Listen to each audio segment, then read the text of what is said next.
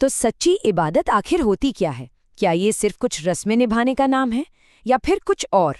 चलिए आज इबादत और आस्था के असली मतलब को समझते हैं राबिया बसरी की एक बेहद दिलचस्प कहानी से। एक ऐसी कहानी जिनकी भक्ति में वो ताकत थी कि कायनात के नियम तक बदल गए। सोचिए जरा, एक तपता हुआ रेगिस्तान, चारों तरफ बस रेत ही रेत। राबिया अपनी भेड़ों के साथ अकेली है। प्यास से गला सूख कर कांटा हो गया है और ऊपर से सूरज जैसे आग बरसा रहा हो। सुबह से पानी की एक बूंद तक नहीं मिली, बस अब तो मालिक से ही रहमत की उम्मीद बची है। और ठीक तभी उस वीराने के बीचों बीच उसे कुछ ऐसा दिखा जिस पर यकीन करना नामुमकिन था। एक हरा भरा खूबसूरत बगीचा जहां से ठंडी ठंडी हवा आ रही थी। अब सवाल ये था कि क्या ये सच था या सिर्फ गर्मी और प्यास से थकी आंखों का कोई धोखा। जब वो उस जन्नत जैसे बगीचे में दाखिल हुई तो उसकी मुलाकात एक नूरानी चेहरे वाले महात्मा से हुई। उनके चेहरे पर गजब की शांति थी और बस वहां होने भर से एक गहरा सुकून मिल रहा था। राबिया को, आप जानते हैं, उस वक्त जरा भी अंदाजा नहीं था कि ये मुलाकात उसकी पूरी जिंदगी, उसकी इबादत, सब कुछ बदलने वाली है। जब राबिया ने उनसे पूछा कि वो कौन है, तो जवाब ऐसा मिला कि उसके पैरों तले जमीन खिसक गई। वो बोले, बेटी, मैं वही हूं जिसे सारी दुनिया पुकारती है। मैं खुद खुदा हूं और मैं यहाँ अपनी इस प्यारी रूह के लिए, मतलब सिर्फ तेरे लिए ही चलकर आया हूं। राबिया तो एकदम हैरान रह गई। उसने पूछा, पर मैं तो रोज 5 वक्त की नमाज पढ़ती हूँ, रोजे रखती हूँ, फिर मेरी इबादत में ऐसी क्या कमी रह गई? तब उसे समझाया गया कि देखो, तुम्हारी इबादत अभी अधूरी है। क्यों?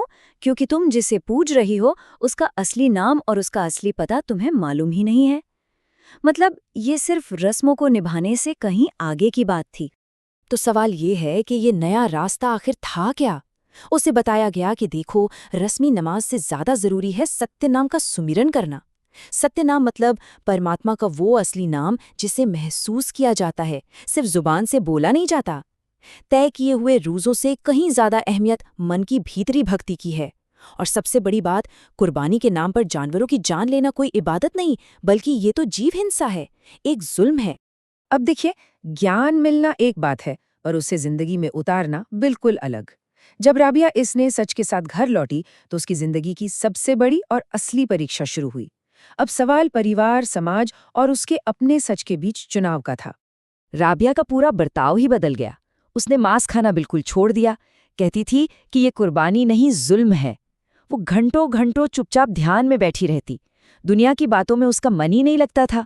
अब जाहिर है, घरवाले उसकी यह हालत देखकर परेशान हो गए। समाज में अपनी इज्जत की फिक्र उन्हें सताने लगी। और यहीं पर कहानी का वो सवाल खड़ा होता है जो शायद बहुत मुश्किल है। कोई अपने परिवार की इज्जत और एक नए मिले हुए आध्यात्मिक सच के बीच भला कैसे चुनाव कर सकता है? राबिया बस इसी कश्मकश में फंस गई थी। बात तब और बिगड़ गई जब उसके माँ बाप ने उसका निकाह तय कर दिया। राबिया ने मना किया तो उसे एक भयानक धमकी मिली। उन्होंने कहा, सुन ले, अगर तूने इस निकाह से इनकार किया तो हम दोनों अपनी जान दे देंगे। हम इस बदनामी के साथ जिंदा नहीं रह सकते। अब अपने माँ बाप की जान बचाने के लिए राबिया के पास निकाह के लिए हाँ कहने के सिवा कोई चारा नहीं था। लेकिन अपनी शादी की रात उसने हिम्मत करके अपने शौहर को सारी सच्चाई बता दी। उसने कहा कि उसकी रूह का निकाह तो बहुत पहले ही उसके मालिक, उसके साहिब से हो चुका है। पर यहाँ कहानी में एक बहुत ही खूबसूरत मोड़ आता है। हैरानी की बात थी कि उसका शौहर, जो एक बहुत नेक दिल इंसान था, उसने उसकी पूरी बात को समझा। उसने न सिर्फ राबिया की इबादत में कोई रुकावट नहीं डाली, बल्कि उसके लिए एक अलग कमरा बनवा दिया और कसम खाई कि वो उसे हमेशा एक पाक बहन की तरह ही मानेगा। तो चलिए, अब कहानी में कई साल आगे चलते हैं। दुनिया के सारे रिश्तों के बीच रहते हुए भी राबिया ने अपनी रूह को बिल्कुल आज़ाद रखा और इन गुजरते सालों में उसकी भक्ति पहले से कहीं ज्यादा गहरी हो चुकी थी। पूरे 35 साल! सोचकर देखिए इस नंबर के बारे में। 35 इयर्स! इतने सालों तक राबिया ने एक ही कमरे में दुनिया से लगभग कटकर अपनी इबादत को जारी रखा।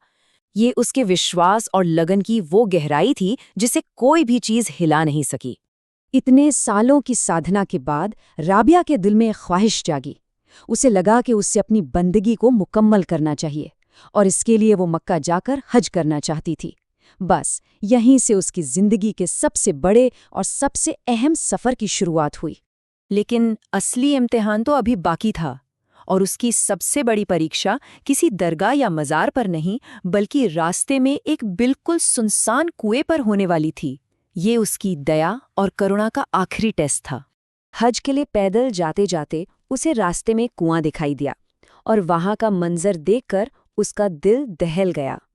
एक कुतिया अपने नन्हे प्यासे बच्चों के साथ दम तोड़ने वाली हालत में पड़ी थी, और मुश्किल ये थी कि कुएं से पानी निकालने के लिए ना तो कोई रस्सी थी और ना ही कोई बाल्टी।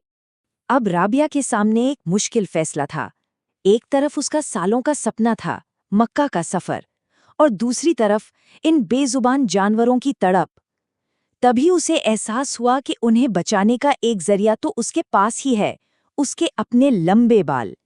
और उसने समाज की परवाह किए बिना करुणा का रास्ता चुना। कहते हैं ना, जब कोई इंसान दूसरे के दर्द को अपना दर्द समझ लेता है, बस उसी पल उसकी भक्ति पूरी हो जाती है। और अब राबिया की इस रहमदिली का जवाब खुद कुदरत एक चमत्कार से देने वाली थी। जैसे ही राबिया अपने बालों को रस्सी की तरह इस्तेमाल करने के लिए झुकी, एक करिश्मा हुआ। वो पाक शहर मक्का, जिसे देखने के लिए वो हजारों मील पैदल चलकर जा रही थी, वो खुद चलकर उसके सामने आ खड़ा हुआ। और तभी एक आवाज गूंजी, बेटी राबिया, तूने मक्का पहुंचने के लिए कदम जरूर बढ़ाए थे, पर तेरी दया ने, तेरी करुणा ने मक्का को तेरे कदमों में बुला लिया है।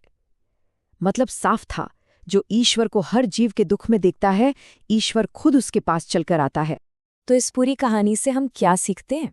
यही कि सच्ची इबादत किसी रस्म या तीर्थ यात्रा में नहीं है, वो तो हर जिंदा चीज के लिए दिखाई गई निस्वार्थ दया और प्रेम में बसती है। और इसीलिए शायद कहा गया है, भक्ति होत राबिया जैसी मक्का भी बुला लिया पक्का। राबिया की ये कहानी हमेशा हमें याद दिलाती रहेगी कि सच्ची आस्था बाहरी दिखावे की मोहताज नहीं है, वो तो दिल की करुणा से ही जन्म लेती है। क्योंकि जहाँ सच्चा प्रेम और दया है, ईश्वर का वास भी बस वही है।